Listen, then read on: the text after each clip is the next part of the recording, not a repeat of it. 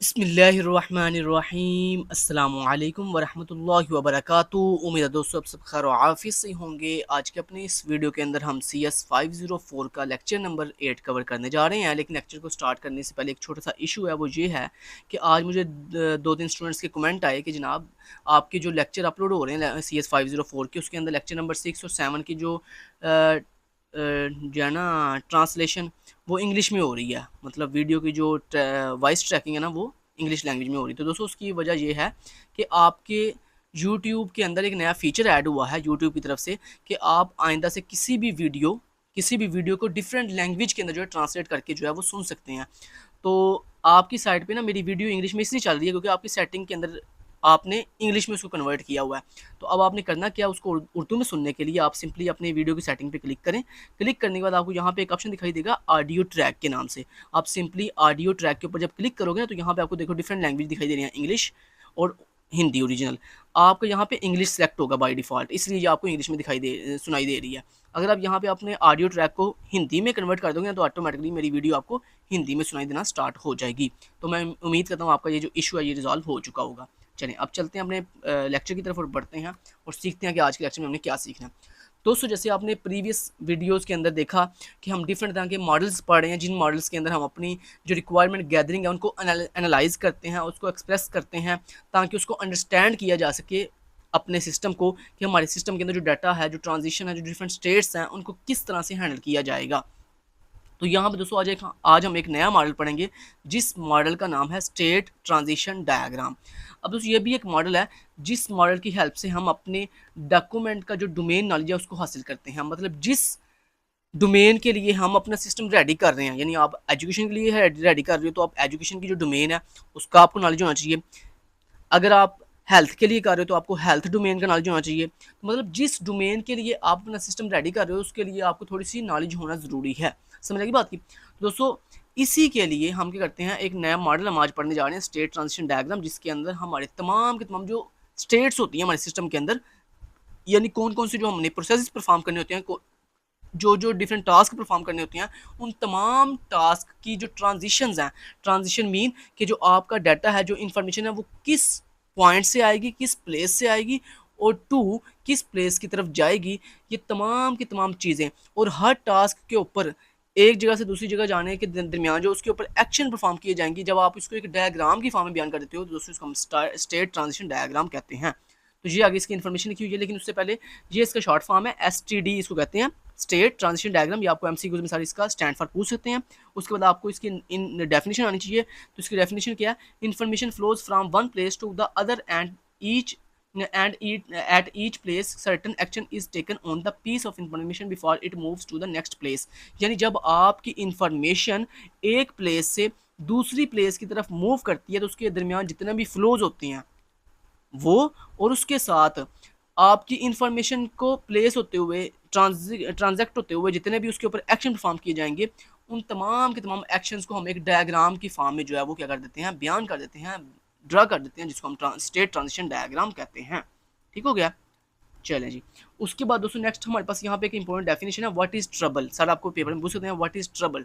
Trouble दोस्तों क्या होता है, कहता है a trouble is a communications network in is a problem that has an adverse effect on the quality of service perceived bye network users. अब वो बता रहा है हमें, डेफिनेशन को ज़रा समझिएगा। कहता है ट्रबल बेसिकली एक प्रॉब्लम होती है, कौन सी, किसी भी कम्युनिकेशन नेटवर्क की, जो कि हमारे नेटवर्क यूज़र की तरफ से आती है, यानी क्रिएट होती है, पैदा होती है। और ये क्या करती है, इसकी वजह से क्या होता है, ये हमारे जो सर्विस है उसकी क्वालिटी पर जो है बुरा असर डालती है। समझ आएगी बात की, कि जो हमारे पास ट्रबल है ये एक प्रॉब्लम है किसी भी कम्युनिकेशन नेटवर्क की, जो हमारे जो नेटवर्क के यूज़र्स हैं उनकी तरफ से क्रिएट होती है, और ये हमारी जो नेटवर्क की सर्विस होती है उसके ऊपर बुरा असर जो है वो पैदा करती है, बुरा असर जो है वो डालती है। तो ये आपने इसकी डेफिनेशन याद कर लेनी है। उसके बाद दोस्तों नेक्स्ट इंपॉर्टेंट जो है आपका शॉर्ट क्वेश्चन और लॉन्ग क्वेश्चन जो है वो यहाँ पे ये है, trouble report states and status. अगर दोस्तों आपको ये क्वेश्चन जो है शॉर्ट क्वेश्चन के अंदर आए तो आपने इसके जस्ट स्टेट के नाम बताने हैं, और अगर आपको यही क्वेश्चन लॉन्ग के अंदर आए तो फिर आपने इसकी स्टेट्स के नाम के साथ साथ उनको थोड़ा सा एक्सप्लेन भी करना है। तो यहाँ पे दोस्तों हम देख लेते हैं कि ट्रबल रिपोर्ट्स की स्टेट्स कौन कौन सी होती हैं। तो यहाँ पे दोस्तों हमारे पास डिफरेंट स्टेट्स हैं, क्यू स्टेट है, ओपन एंड एक्टिव स्टेट है, डेफर्ड स्टेट है, उसके बाद क्लियर स्टेट है, क्लोज्ड स्टेट है और लास्ट पे हमारे पास डिसेबल स्टेट है। तो दोस्तों ये 6 स्टेट्स हैं। इन 6 स्टेट्स के आपको नाम याद हो शॉर्ट के हवाले से, और इनके नाम प्लस इनकी थोड़ी सी शॉर्ट एक्सप्लेनेशन आपको याद हो लॉन्ग क्वेश्चन के हवाले से। ठीक है, तो इसके क्वेश्चन का नाम क्या क्या आपने पढ़ा? इसके क्वेश्चन का नाम है trouble report states and status. अच्छा जी, तो यहाँ पर दोस्तों जो सबसे पहली स्टेट है वो है जी क्यू स्टेट। दोस्तों अब जरा गौर से समझिएगा ये क्वेश्चन। क्यू स्टेट दोस्तों एक ऐसी स्टेट होती है जिसके अंदर हम अपने तमाम के तमाम जो टास्क होते हैं, जो प्रोसेस होते हैं, उनको लगा देते हैं वेटिंग के ऊपर, ताकि वो अपनी बारी का वेट करें। जैसे आप एक बैंक में जाते हो अपना काम करवाने के लिए, तो आपने देखा होगा बैंक में एक लाइन लगी होती है, तो आप क्या करते हो? आप उस लाइन में जाके खड़े हो जाते हो। तो ये क्या है? वो लाइन एक क्यू है। वो लाइन क्या है? एक क्यू है जिसके अंदर आप अपनी बारी का जो है वो इंतजार कर रहे हो, वेट कर रहे हो। तो this is a Q state. ऐसे दोस्तों जब आप अपने सिस्टम के अंदर कोई भी टास्क परफॉर्म करते हो, तो वहां पे भी क्या होता है कि आपका टास्क जाके क्यू स्टेट में लग जाता है, यानी वो अपनी बारी का इंतजार करता है। नेक्स्ट दोस्तों स्टेट कौन सी है? Open and active state. Open and active state दोस्तों वो स्टेट होती है जिसमें आपके टास्क को जो है वो रेडी किया जाता है परफॉर्म करने के लिए। यानी क्यू स्टेट में वो वेट कर रहा था अपनी बारी का, जैसी उसकी बारी आई तो उसको कहाँ भेज दिया जाता है? ओपन एंड एक्टिव स्टेट के अंदर भेज दिया जाता है। ओके जी, नेक्स्ट तीसरा जो स्टेट है वो है जी डेफर्ड स्टेट। डेफर्ड स्टेट दोस्तों वो होती है जिसके अंदर किसी रीजन की बुनियाद पर आपके टास्क को थोड़ी देर के लिए पोस्टपोन कर दिया जाता है, मतलब डिले कर दिया जाता है कि जनाब अभी फ़िलहाल आपका टास्क परफॉर्म नहीं किया जा सकता, आपका टास्क जो है वो थोड़ी देर के बाद परफॉर्म होगा, तो लिहाजा आपका टास्क जो फ़िलहाल परफॉर्म ना हो सके, थोड़ी देर के बाद परफॉर्म हो सके, उसको हम कहाँ भेज देते हैं? ओपन एंड एक्टिव स्टेट से कहाँ भेज देते हैं? डेफर्ड स्टेट के अंदर भेज देते हैं। जैसे फॉर एग्जांपल मैं इसकी भी एग्जांपल देता हूँ आपको कि देखें, आप बैंक में जाके अपनी लाइन में लगे, यानी क्यू स्टेट में लगे। जैसे ही आपकी बारी आई तो वो कौन सी स्टेट थी? ओपन एंड एक्टिव स्टेट थी। यानी जैसे आप विंडो के बिल्कुल मैनेजर की विंडो के पास पहुंचे, यानी आपकी बारी आई, तो यानी वो आपकी ओपन एंड एक्टिव स्टेट थी। लेकिन जैसे ही आपकी बारी आई तो मैनेजर ने आपको पूछा, क्या आपने फॉर्म फिल किया है ये काम करने के लिए? आपने कहा मैंने फॉर्म तो फिल किया नहीं है। तो लिहाजा आपको मैनेजर क्या कहेगा कि जनाब आप जाएं बैंक के अंदर ही फलां जगह पे, वहाँ पे फॉर्म पड़े हुए हैं, फॉर्म पकड़ें, फॉर्म फिल करें और वापस आइएगा। तो यानी आपकी जैसी बारी आई तो पता चला कि आपका फ़िलहाल टास्क परफॉर्म नहीं हो सकता, लिहाजा आप पहले फॉर्म फिल करके आएँ, फिर दोबारा आके लाइन में लगिएगा। तो लिहाजा this is a deferred state, this is a postponed task, कि आपको थोड़ी देर के लिए पोस्टपोन कर दिया गया आपके टास्क को, और आपको आएगा कि ये काम करके आओ, फिर आपका दोबारा से काम होगा। लेकिन आप अभी जब आपको डेफर्ड स्टेट में भेजा जाता दोस्तों, उसका मतलब ये नहीं है कि आप बैंक से बाहर निकल गए हो। देखो, जब आपको मैनेजर ने कहा कि जाओ फॉर्म फिल करके आओ, तो फॉर्म फिल करने के लिए आप बैंक के अंदर ही बैठ के फॉर्म फिल करोगे, ये नहीं कि आप घर आ गए हो। ठीक है, तो मतलब आपको जो पोस्टपोन किया गया वो थोड़ी देर के लिए किया गया कि आप बैंक के अंदर बैठ के ये टास्क परफॉर्म कर लो, उसके मतलब फॉर्म फिल कर लो, वापस आगे अपना काम करवा लेना। अच्छा जी, उसके बाद दोस्तों आ जाती है अगली स्टेट जिसका नाम है क्लियर स्टेट। क्लियर स्टेट दोस्तों वो कौन सी होती है? जिसके अंदर आपके टास्क को परफॉर्म किया जा रहा है।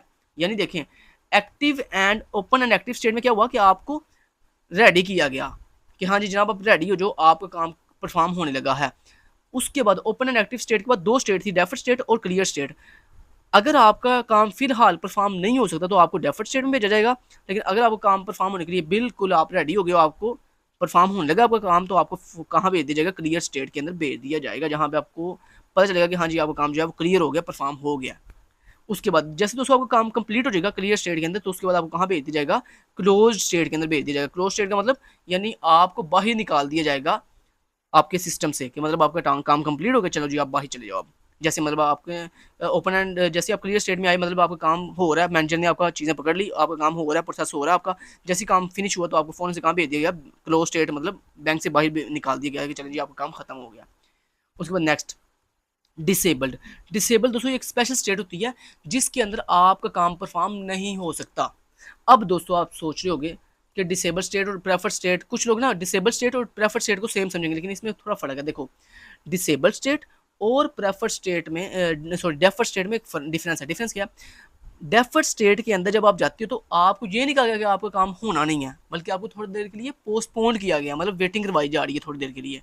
ठीक है, जबकि डिसेबल स्टेट वो होती है जिसमें आपको ये कहा गया कि आपका काम हो ही नहीं सकता जनाब, दोबारा ट्राई कीजिएगा काम करवाने के लिए। जैसे फॉर एग्जांपल देखें डेफर्ड स्टेट में क्या था, आपने फॉर्म फिल नहीं किया तो आपको आगे जाओ फॉर्म फिल कर दो, तो फॉर्म फिल करके दोबारा आ जाना, आप काम हो जाएगा। लेकिन डिसेबल स्टेट में क्या हुआ कि आपके पास जनाब शनाख्ती कार्ड ही नहीं है। तो बैंक का रूल था कि जब तक आपके पास शनाख्ती कार्ड नहीं होगा तब तक आप अपना काम परफॉर्म नहीं कर सकते। तो आप यानी आपका काम डिसेबल कर दिया गया। यानी आपने आपको मैनेजर ने पूछा कि आपके पास शनाख्ती कार्ड है, आपने कहा नहीं है, तो उसने आपको कहा चलो भाई जाओ घर जाओ और शनाख्ती कार्ड लेके दोबारा आना। तो यानी आपका काम जो है डिसेबल कर दिया गया। अब आप दोबारा घर जाओगे, शनाख्ती कार्ड लेके आओगे और दोबारा से आगे क्यू में खड़े हो जाओगे। ठीक है, तो मतलब नए सिरे से आपने अपने काम का आगाज़ करोगे। तो this is a disable state, जिसमें किसी भी रीज़न की बुनियाद पर आपका काम जो है वो डिसेबल कर दिया जाता है, एंड कर दिया जाता है कि जनाब आपका काम नहीं हो सकता। जैसे फॉर एग्जांपल आप अपने सिस्टम में एक टास्क परफॉर्म कर रहे थे और अचानक से क्या हुआ कि आपको मैसेज आ गया कि your task is disable because your internet connection not available, कि आपका जो इंटरनेट कनेक्शन है वो अवेलेबल नहीं है। तो यानी आपका इंटरनेट कनेक्शन अवेलेबल नहीं है तो इसका मतलब आपका काम डिसेबल हो गया, क्या वो काम नहीं हो सकता। दोबारा से जब इंटरनेट कनेक्शन होगा तब आपका काम परफॉर्म होगा। तो ये दोस्तों डिफरेंट स्टेट्स थी। इन स्टेट्स के नाम भी आपको याद हों और आपको इनकी जो है वो क्या याद हों, इनकी वर्किंग भी याद हो, उनकी स्टेट्स की आपको जो वो है ना तफसील, वो भी थोड़ी सी शॉर्टली याद होनी चाहिए। तो उन स्टेट्स के नाम आपको याद हो ही गए होंगे उम्मीद है। Q state, open and active state, deferred state, clear state, close state and disable state. ठीक है जी, तो चलें दोस्तों, इसी चीज़ को जो मैंने आपको ऊपर समझाई है ना वही चीज़ यहाँ पे बयान की जा रही है। ये देखो ज़रा, सबसे पहले जैसे आपको काम टास्क आया तो उसको क्यू स्टेट में लगा दिया गया, अपनी बारी का वेट करो। जैसे ही उसकी बारी आई तो उसको कहाँ भेज दिया गया, ओपन एंड एक्टिव स्टेट में भेज दिया गया। ओपन एंड एक्टिव स्टेट के बाद दो स्टेट्स हैं, एक डेफर्ड स्टेट है, एक क्लियर स्टेट है। अगर आप काम किसी वजह से जो है वो पोस्टपोन किया जाएगा तो आपको डेफर्ड स्टेट में भेज दिया जाएगा, और अगर आपका काम जो है वो परफॉर्म होने लगा है तो आपको कहाँ भेज दिया जाएगा, क्लियर स्टेट में भेज दिया जाएगा। उसके बाद जैसे दोस्तों आपका काम क्लियर हो जाएगा, खत्म हो जाएगा, तो आपको कहाँ भेज दिया जाएगा, क्लोज स्टेट में भेज दिया जाएगा। ऐसे डेफर्ड स्टेट में अगर आपका काम नहीं हुआ तो आपको फ़ौरन से कैंसिल स्टेट, मतलब कैंसिल आपका काम जो है कैंसिल करके आपको क्लोज स्टेट में भेज दिया जाएगा। और एक स्टेट लास्ट थी डिसेबल स्टेट। डिसेबल स्टेट जैसे मैंने आपको बताया कि ये एक स्पेशल स्टेट होती है जिसमें आपका काम जो है किसी वजह से नहीं हो सकता। ठीक है, तो this is a disable state. Next चलते हैं।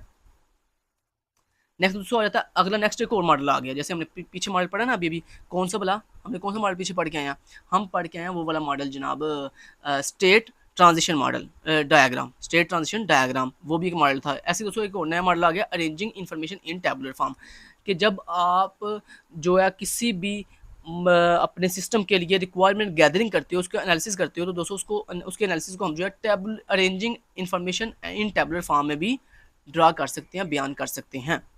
ठीक है, अब दोस्तों इस मॉडल में क्या होता है, इस मॉडल में बेसिकली आपकी तमाम के तमाम जो टास्क हैं, जो डिफरेंट प्रोसेसेस हैं, उनको एक टेबल की फॉर्म के अंदर जो है वो अरेंज किया जाता है। और ये जो मॉडल है कि कुछ कुछ टाइम जो है वो बहुत ही बेटर, बेहतरीन और मोर कन्वीनियंट होता है। ये क्यों बेटर होता है, उस आगे रीज़न बताइए। This makes it easier for the reader to understand, क्योंकि दोस्तों जब आपकी इन्फॉर्मेशन को एक टेबल की फॉर्म में अरेंज किया जाएगा तो सारी बात है वो आपके लिए बहुत ही कन्वीनियंट हो जाएगा, बहुत ही जो है वो ईजी हो जाएगा, उसको समझना आपके लिए ईजी हो जाएगा, उसको डिज़ाइन करना, उसको कोड करना और उसकी टेस्टिंग करना आपके लिए बहुत ही ईजी हो जाएगा।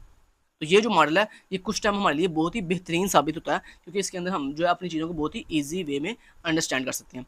उसके बाद दोस्तों ये जो मॉडल है, ये मॉडल कहाँ से लिया गया, international function point user group से लिया गया, IFPUG से लिया गया है। तो ये भी आपने इसको याद रखना है कि हमारे डिफरेंट फंक्शन पॉइंट्स को एनालाइज करने के लिए ये कहाँ से इसको लिया गया, international function point user group से लिया गया है।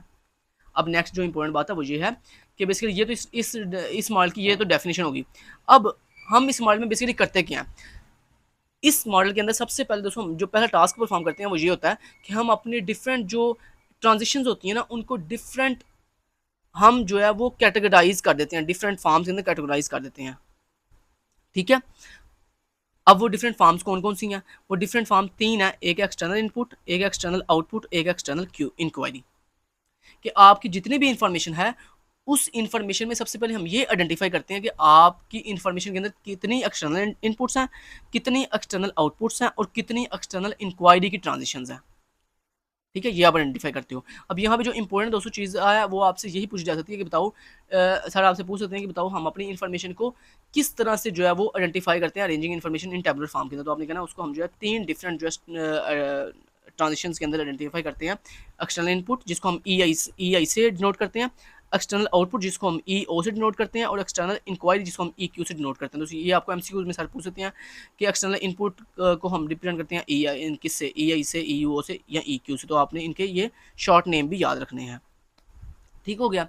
अब दोस्तों ये डिफरेंट ट्रांजिशंस फॉर्म्स हैं, ये जो एक्सटर्नल इनपुट्स, एक्सटर्नल आउटपुट्स और external inquiry, different transition forms हैं किसकी, आपकी जो इन्फॉर्मेशन है उसकी। अब आपको ये पता होना चाहिए कि एक्सटर्नल इनपुट्स, एक्सटर्नल आउटपुट्स और एक्सटर्नल इंक्वायरी क्या होती है। तो मान लो आपके पास एक सिस्टम है और उस सिस्टम की ये बाउंड्री है, मतलब उस सिस्टम के अंदर ये डाटाबेस है, ये सारी एप्लीकेशन, ये फीचर्स हैं, ये सारा कुछ है, मतलब ये सिस्टम बाउंड्री है। अब अगर दोस्तों आप अपनी जो इनपुट है, अब जरा समझिएगा सबसे पहले कि एक्सटर्नल इनपुट क्या होती है। एक्सटर्नल इनपुट क्या होती है कि जब आप अपनी सिस्टम की बाउंड्रीज के बाहर, मतलब ये बाउंड्री है ना, ये देखो ये जो मैं बाउंड्री बनाई है, इस बाउंड्री से बाहर, मतलब यहाँ से इसकी बाउंड्री के बाहर से अगर आप इनपुट टेक करते हो तो इसको हम कहेंगे this is a external input transition form. ठीक है। जैसे फॉर एग्जांपल आपके पास एक ई कॉमर्स वेबसाइट है और उस वेबसाइट के अंदर आपने इनपुट टेक की बाहर से, मतलब जैसे फॉर एग्जांपल आपने यूज़र का मुझे ना अपना अकाउंट रजिस्टर करो। तो देखो जो यूज़र है जो आपकी वेबसाइट के ऊपर अकाउंट रजिस्टर कर रहा है, क्या वो आपकी वेबसाइट के अंदर अंदर आपकी वेबसाइट का अंदर पार्ट है? नहीं, वो तो एक्सटर्नल बाहर बैठा हुआ है, वो आपके सिस्टम के अंदर तो नहीं है ना मौजूद। तो यानी वो आपकी सिस्टम की बाउंड्री से बाहर है। तो जब वो आपके सिस्टम की बाउंड्री से बाहर है तो वो यूज़र जब आपको इनपुट दे रहा है अपनी, यानी फॉर्म के अंदर जो इनपुट एंटर कर रहा है, मेरा नेम ये है, मेरी ईमेल आईडी ये है, मेरा सारा कुछ ये है, तो वो जो अपना अकाउंट रजिस्टर कर रहा है और उसके लिए जो इनपुट दे रहा है वो हमारी क्या कहलाएगी, एक्सटर्नल इनपुट ट्रांजिशन फॉर्म कहलाएगी। समझ आएगी बात की। ऐसे ही जो यूज़र जब आप अपना जो अपना पेमेंट फॉर्म है जब वो उसको फिल करेगा तो वो भी क्या है, वो भी एक्सटर्नल इनपुट्स में आएगी। उसके बाद दोस्तों देख लेते हैं एक्सटर्नल आउटपुट क्या होती हैं। एक्सटर्नल आउटपुट दोस्तों वो होती है वो सिस्टम की वो आउटपुट जो या वो इन्फॉर्मेशन जो आप अपनी सिस्टम की बाउंड्री के बाहर दिखाते हो किसी को, उसको हम एक्सटर्नल आउटपुट कहते हैं। जैसे आप अपनी वो इनपुट जो आप अपनी सिस्टम की बाउंड्री से के बाहर से हासिल करते हो उसको एक्सटर्नल इनपुट कहते हैं। ऐसे ही वो इन्फॉर्मेशन या वो डाटा जो आपने जो अपनी बाउंड्री है सिस्टम की उसके बाहर किसी को दिखाओ तो वो एक्सटर्नल आउटपुट कहलाती है। जैसे फॉर एग्जांपल आपने जब यूज़र ने अपनी सारा मतलब शॉपिंग कार्ट जो फिल कर लिया, मतलब प्रोडक्ट सेलेक्ट कर ली, फिल करने के बाद जब उसने स्लिप के ऊपर क्लिक किया कि मुझे स्लिप जनरेट करके दो, तो क्या होगा, सिस्टम एक स्लिप जनरेट करेगा और वो स्लिप किसको दिखाई जा रही है, यूज़र को। अब यूज़र कौन है, वो बाहर है, आपकी सिस्टम बाउंड्री से बाहर है। तो यानी वो जो स्लिप पेमेंट स्लिप जो जनरेट हुई है वो किसको दिखाई जा रही है, आपके बाहर यूज़र को दिखाई जा रही है। तो वो चीज़ जो आपके बाहर एक्सटर्नली दिखाई जाए किसी को, वो दोस्तों क्या कहलाती है, एक्सटर्नल आउटपुट कहलाएगी। ठीक हो गया। या जो आप कंफर्मेशन ईमेल जनरेट करके बाहर सेंड करते हो, तो यहाँ पे मान लो आपने एक ईमेल जनरेट की और वो आपने कहाँ भेज दी, बाहर किसको भेज दी, अपने यूज़र को भेज दी। तो देखो जो ईमेल जनरेट हो गई है वो भी कहाँ गई है, आपकी सिस्टम बाउंड्री से बाहर यूज़र को सेंड हुई है, तो वो भी क्या, वो भी आपके पास एक्सटर्नल आउटपुट है। अब बात करते हैं एक्सटर्नल इंक्वायरी की, जिसको हम ई क्यू से डिनोट करते हैं। अब सो एक्सटर्नल इंक्वायरी वो होती है जिसमें आपकी सिस्टम बाउंड्री के बाहर कोई यूज़र आपसे कोई कुछ रिक्वेस्ट करे। ठीक है। जैसे इसमें क्या होता है, इसमें एक्सटर्नल इंक्वायरी के अंदर जो है आपका फॉर्म फिल नहीं करता वो बंदा, बल्कि क्या करता है, वो ओनली आपको कहता है कि मुझे ये रिक्वेस्ट भेजता है कि मुझे ये चीज़ देखनी है, व्यू करनी है। तो उसमें क्या होगा, उसमें आपकी एक्सटर्नल इंक्वायरी के अंदर बेसिकली आपकी एक्सटर्नल आउटपुट भी जो है वो इंक्लूड होती है। कैसे, मान लो कि मैं हूँ, मैंने आपकी वेबसाइट के ऊपर रिक्वेस्ट भेजी कि मुझे ना आपकी वेबसाइट के ऊपर तमाम की तमाम प्रोडक्ट्स व्यू करनी है, तो मैंने बटन के ऊपर क्लिक करूँगा, ना कि मैं कोई फॉर्म फिल करूँगा। अगर तो मैं फॉर्म फिल करूँगा तो वो क्या कहलाएगी, एक्सटर्नल इनपुट कहलाएगी। लेकिन मैंने फॉर्म फिल नहीं किया, मैंने बटन के ऊपर क्लिक किया, रिक्वेस्ट भेजी आपकी वेबसाइट को कि मुझे आपकी तमाम जो प्रोडक्ट्स हैं उनकी डिटेल देखनी है। तो आपने क्या किया, आपकी वेबसाइट ने उन तमाम के तमाम प्रोडक्ट्स की जो लिस्ट थी वो मुझे व्यू करवा दी। तो जब देखो मैं कहाँ बैठा हुआ, बाहर बैठा हुआ हूँ, तो मैंने क्या भेजी, पहले रिक्वेस्ट भेजी और फिर मुझे उस रिक्वेस्ट के बदले आपने इन्फॉर्मेशन दिखाई। तो this is external inquiry. Inquiry के अंदर हम क्या करते हैं, सिर्फ चीज़ को देखते नहीं है, बल्कि हम उससे पहले अपनी रिक्वेस्ट भेजते हैं, उसके बाद हमें वो चीज़ दिखाई देती है। This is external inquiry. समझ आएगी बात की। चलें जी, नेक्स्ट दोस्तों आगे आता है ये टेबल। ये टेबल दोस्तों वेरी वेरी इंपॉर्टेंट है, आपके शॉर्ट के हवाले से भी, एमसीक्यूज़ के हवाले से भी और लॉन्ग के हवाले से भी। अगर ये आपको शॉर्ट में सर पूछते हैं तो वो चलो मैं आपको बाद में बताता हूँ कि सर कैसे आपको इसको पूछेंगे। अब इसमें क्या होता है कि आप अपनी इन्फॉर्मेशन को टेबुलर फॉर्म में कैसे प्रेजेंट करते हो। दोस्तों इसमें क्या होता है, इसमें आपके पास डिफरेंट 3 फंक्शन होते हैं। इन फंक्शंस के अकॉर्डिंग आप अपनी ट्रांजैक्शन फंक्शन की जो टाइप्स हैं ई आई, ई ओ और ई क्यू, उनकी स्टेट्स बताते हो कि उनकी स्टेट्स कौन कौन सी होंगी। कि मतलब जब ये वाला फंक्शन चलेगा तो उस दौरान आपकी ये डिफरेंट जो फंक्शंस की ट्रांजेक्शन फंक्शंस हैं ई आई ई ओ और ई क्यू, इनकी स्टेट्स कौन कौन सी होंगी। स्टेट्स यहाँ पे 3 तरह की हैं। एक है पी आई मतलब प्राइमरी इंटेंट, जिसका मतलब होता है कि ये चीज़ मैंडेटरी है। एम है एक स्टेट जो कि मे बी मतलब हो भी सकती है नहीं भी हो सकती। और तीसरी स्टेट है एन ए मतलब नॉट अलाउड, कि ये नहीं होगी, अवेलेबल नहीं होगी, नॉट अलाउड, अलाउड नहीं है। अब यहाँ पे देखो, सबसे पहला जो फंक्शन है, जो पहला टास्क है, वो ये है alter the behaviour of the system, कि जब आप अपने सिस्टम का बिहेवियर चेंज करते हो उस दौरान आपकी जो एक्सटर्नल इनपुट है वो प्राइमरी इंटेंट होगी, मतलब होना ज़रूरी है, वो होगी ही होगी। और जो एक्सटर्नल आउटपुट है वो आपका जब सिस्टम का बिहेवियर चेंज होगा उस दौरान आपकी जो एक्सटर्नल आउटपुट है वो मे भी हो सकती है, मतलब हो भी सकती है नहीं भी हो सकती। और जो आपकी EQ है वो नॉट अलाउड होगी उस दौरान। ऐसे ही नेक्स्ट टास्क कौन सा है, मेंटेन, या नेक्स्ट फंक्शन कौन सा, मेंटेन वन और मोर ILF। ILF दोस्तों किसे कहते हैं, इसका स्टैंड फॉर है internal logical files. Internal logical file दोस्तों कौन सी होती हैं, वो इंफॉर्मेशन फाइल जो आपके सिस्टम के अंदर स्टोर होती हैं। यानी यहाँ पे देखो, जैसे मैंने आपको बताया कि आपके सिस्टम के अंदर वो जो डेटाबेस है ना, जिसमें आपकी इन्फॉर्मेशन की फाइल स्टोर हो रही है, जिसमें इन्फॉर्मेशन आपकी स्टोर है, उन इंटरनल फाइल्स को हम क्या कहते हैं, इंटरनल लॉजिकल फाइल्स कहते हैं, जिनमें जो कि कहाँ स्टोर हो रही हैं, आपके सिस्टम के अंदर ही स्टोर हो रही हैं। उनमें क्या स्टोर है, आपकी इन्फॉर्मेशन स्टोर है सारी की सारी। ठीक हो गया, तो उसको हम कहते हैं ILF इंटरनल लॉजिकल फाइल्स। तो कहते हैं जब हम एक या एक से ज़्यादा अपनी इंटरनल लॉजिकल फाइल्स को जो है वो मेंटेन करते हैं, उस दौरान आपकी एक्सटर्नल इनपुट जो है वो PI मतलब मैंडेटरी होगी, जो आपकी EO है मतलब एक्सटर्नल आउटपुट है वो मे भी होगी, और जो आपकी एक्सटर्नल क्यूरी है वो नॉट अलाउड होगी। इस तरह वो तीसरा फंक्शन कौन सा, present information to the user. कहता है जब हम अपनी इन्फॉर्मेशन जो है किसी भी यूज़र को प्रेजेंट करेंगे, दिखाएंगे, व्यू करवाएंगे, उस दौरान आपकी जो एक्सटर्नल इनपुट है वो मे भी हो सकती है, मतलब हो भी सकती है नहीं भी हो सकती, जबकि जो आपकी एक्सटर्नल आउटपुट और एक्सटर्नल क्यूरी है वो प्राइमरी इंटेंट मतलब मैंडेटरी होगी। तो ये दोस्तों आपका जो टेबल है ये आपको अच्छे से याद होना चाहिए, आपको ये सारी चीज़ें अच्छे से समझ होनी चाहिए। अब आपको बता देता हूँ कि सर आपको पूछ कैसे सकते हैं। मान लो सर ने जैसे आपको पूछा कि alter the behaviour of the system, इस फंक्शन के दौरान आपका जो EI है वो क्या होगा। तो ये आपको MCQ में सर पूछ सकते हैं कि वो PI होगा, M होगा या NA होगा। तो आप बताओगे कि वो PI होगा। ऐसे शॉर्ट के अंदर कैसे पूछ सकते हैं सर आपको पूछ सकते हैं कि बताओ alter the system of the behaviour of the system के अकॉर्डिंग आपकी EI, EO और EQ क्या क्या होंगे। तो आप शॉर्ट क्वेश्चन के अंदर बताओगे 3 नंबर के अंदर या 2 नंबर के अंदर कि जो मेरा इस फंक्शन के दौरान मेरा जो EI है वो PI होगा, EO जो है वो M होगा और EQ जो है वो NA होगा। और अगर सर लॉन्ग में पूछते हैं तो ये पूरा का पूरा टेबल फिर आपको आ सकता है। सर पूछ सकते हैं कि मुझे वो जो टेबुलर फॉर्म के अंदर प्रेजेंटेशन है अपनी इन्फॉर्मेशन की, उसका पूरे का पूरा टेबल जो है ड्रा करके दो। फिर आप ये तीनों फंक्शंस के अकॉर्डिंग अपनी ये ट्रांजेक्शन फंक्शंस की टाइप्स और इनके स्टेटस जो है वो लिखोगे टेबल की फॉर्म के अंदर ऐसे ही। ठीक है, नेक्स्ट दोस्तों ये मॉडल भी खत्म हो गया। नेक्स्ट दोस्तों अगला मॉडल है डाटा फ्लो मॉडल। ये दोस्तों एक नेक्स्ट मॉडल है, इसके अंदर भी हम अपने जितने भी प्रोसेस होते हैं उनके डाटा के फ्लो को बयान करते हैं एक डायग्राम की फॉर्म के अंदर, कि हमारे जितने भी प्रोसेस हैं, जितने भी टास्क हैं, उनके अंदर डाटा का फ्लो कैसे होगा, कैसे का होगा, मतलब कहाँ से डाटा आएगा, कहाँ पे जाएगा, कहाँ पे स्टोर होगा। तो ये सारी चीज़ें हम डाटा फ्लो मॉडल के अंदर करते हैं। अब डाटा फ्लो मॉडल जो है वो capture the flow of the data in the system, कि हमारे सिस्टम के अंदर जितना भी डाटा का फ्लो है उसको कैप्चर करता है।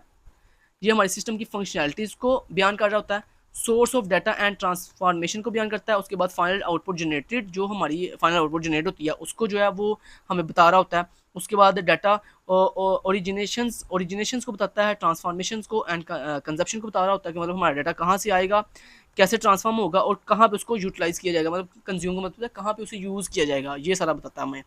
उसके बाद इन्फॉर्मेशन इज ऑर्गेनाइज्ड एंड डिसैमिनेटेड का मतलब होता है डिस्ट्रीब्यूटेड, कि मतलब हमारा जो इन्फॉर्मेशन है, जो मालूमात है, ऑर्गेनाइज्ड, उसको कैसे ऑर्गेनाइज करना है, मतलब उसने कहाँ से आना है, उसका सोर्स क्या होगा, और डिस्ट्रीब्यूटेड मतलब उसे कहाँ पे डिस्ट्रीब्यूट किया जाएगा। उसके बाद कहता है ये डाटा फ्लो मॉडल जो है वो एक टेक्निक है जो हमारे system analysis, top down system analysis करती है और उसके साथ रिक्वायरमेंट मॉडलिंग करती है। समझ की बात की। तो ये दोस्तों आपका डाटा फ्लो मॉडल था, इसके आपने ये सारे पॉइंट जो है वो अच्छे से याद कर लेने हैं। उसके बाद दोस्तों इसमें 4 नोटेशन यूज़ होती हैं डाटा फ्लो मॉडल के अंदर। तो ये जो 4 नोटेशन हैं इनके आपको सिंबल्स याद हो, नोटेशन याद हो, ये आपको सारे पेपर में पूछ सकते हैं बनाने के लिए। कह सकते हैं कि मान लो कि 4 नोटेशन के नाम बताओ, तो दोस्तों इसमें 4 नोटेशन होती हैं। एक होती है प्रोसेस, एक होती है एक्सटर्नल एजेंट, और तीसरी होती है इसमें डाटा स्टोर, और चौथी होती है इसमें डाटा फ्लो। ठीक है, डाटा फ्लो। तो ये 4 जो है नोटेशंस होती हैं डाटा फ्लो मॉडल के अंदर। इन 4 नोटेशंस के आपको नाम याद हो, दोबारा बता देता हूँ। पहला कौन सी नोटेशन होती है? प्रोसेस। दूसरी नोटेशन होती है एक्सटर्नल एजेंट। तीसरी नोटेशन होती है डाटा स्टोर और चौथी नोटेशन होती है डाटा फ्लो। तो इनके नाम याद हो और इनके सिंबल्स याद हों। ये देखो, ये इनकी नोटेशंस हैं कि ये डाटा स्टोर को हम ऐसे रिप्रेजेंट करते हैं, डाटा फ्लो को हम एरो से रिप्रेजेंट कर रहे होते हैं, उसके बाद एक्सटर्नल एजेंट को हम इस तरह से रिप्रेजेंट करते हैं, और जो हमारे पास प्रोसेसेस हैं उनको हम इस तरह से रिप्रेजेंट कर रहे होते हैं। तो बस आपको ये इनके सिंबल्स याद हो, इनके नाम याद होने चाहिए। तो ये सारा आपको शॉर्ट के अंदर पूछ सकते हैं। उसके बाद दोस्तों लास्ट यहाँ पे जो इंपॉर्टेंट पॉइंट है वो ये है, DFD वर्सेस फ्लो चार्ट में क्या डिफरेंस है। दोस्तों यहाँ पे अच्छे से समझ लें कि जो DFD यानी डाटा फ्लो डायग्राम होती है ना, इसमें क्या होता है, इसमें हम अपने पूरे के पूरे सिस्टम में जितने भी प्रोसेस होते हैं उनको, उनके तमाम के तमाम प्रोसेस के डाटा फ्लो को एक साथ पैरेलल जो है वो ऑपरेट कर रहे होते हैं, बयान कर रहे होते हैं। जबकि दोस्तों डाटा फ्लो जो होता है ना, इसमें सिस्टम के अंदर हर प्रोसेस के लिए अलग अलग जो है फ्लो चार्ट ड्रा किया जाता है, ठीक है, और हर प्रोसेस को डीपली जो है तमाम के तमाम स्टेप्स जो है उसके बयान किए जाते हैं। तो पहला आपने क्या डिफरेंस याद कर दिया कि DFD के अंदर तमाम प्रोसेस जो है वो एक ही डायग्राम के अंदर रिप्रेजेंट किए जाते हैं, जबकि फ्लो चार्ट के अंदर सिस्टम के जितने भी प्रोसेस होते हैं हर प्रोसेस के लिए अलग अलग जो है वो फ्लो चार्ट जो है ड्रा किया जाता है। दूसरा आपने ये देखा कि DFD जो है वो एक हायर लेवल डायग्राम है, मतलब इसमें जो है टू द पॉइंट बस प्रोसेसेस बताए जाते हैं, उनका डाटा फ्लो बताया जाता है और साथ साथ उनकी एक्सटर्नल एजेंट बताए जाते हैं। जबकि दोस्तों जो फ्लो चार्ट होता है इसमें हम डीपली जो है तमाम के उस वो जो प्रोसेस है उस प्रोसेस के तमाम जो स्टेप्स हैं उनको सिक्वेंशियल फॉर्म के अंदर जो है बयान करते हैं। मतलब पहला स्टेप कौन सा होगा, फिर नेक्स्ट क्या होगा, फिर नेक्स्ट क्या होगा, फिर नेक्स्ट क्या होगा। इस तरह वो कह रहे हैं कि जो डाटा फ्लो है इसमें लूपिंग एंड ब्रांचिंग नहीं होती, जबकि फ्लो चार्ट के अंदर लूपिंग एंड ब्रांचिंग होती है। मतलब each and every her steps को जो है वो बड़ा ही अच्छे से जो है वो बयान किया जाता है। ठीक है, तो दोस्तों ये इनके दरमियान जो है क्या है जी, डिफरेंस है।